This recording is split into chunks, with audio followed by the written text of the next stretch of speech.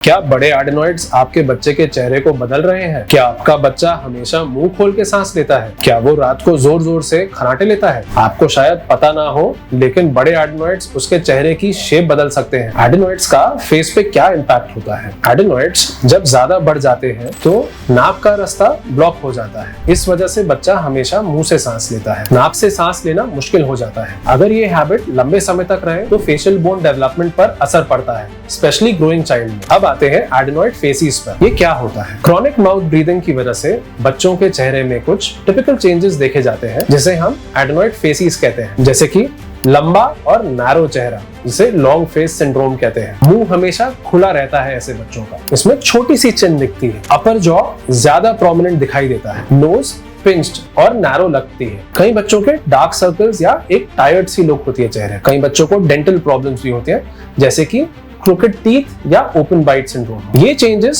Slowly develop होते हैं और पेरेंट्स को शायद तुरंत नोटिस भी नहीं हो पाता, लेकिन लॉन्ग टर्म में परमानेंट हो सकते हैं अगर ट्रीटमेंट ना हो तो। इनकी वजह से बच्चों पे एक इमोशनल और सोशल इम्पैक्ट भी पड़ता है। बच्चे का कॉन्फिडेंस कम हो जाता है, स्पीच प्रॉब्लम्स डेवलप हो सकती हैं, दूसरे बच्चे चिढ़ाने लगते हैं, बुलिंग का रिस्क बढ़ जाता है, एक ओवरऑल एस्टीम पर नेगेटिव इफेक्ट पड़ता है। इसका सोल्यूशन क्या है? सबसे जरूरी चीज अर्ली डायग्नोसिस। एक ईएनटी स्पेशलिस्ट से कंसल्ट करना जरूरी है। एंडोस्कोपी या एक्सरे नेसोफैरिंक्स से एडेनॉइड्स को चेक किया जाता है। स्लीप क्वालिटी इवैल्यूएट करने के लिए स्लीप असेसमेंट किया जाता है। अब आते हैं इसके ट्रीटमेंट ऑप्शंस पे।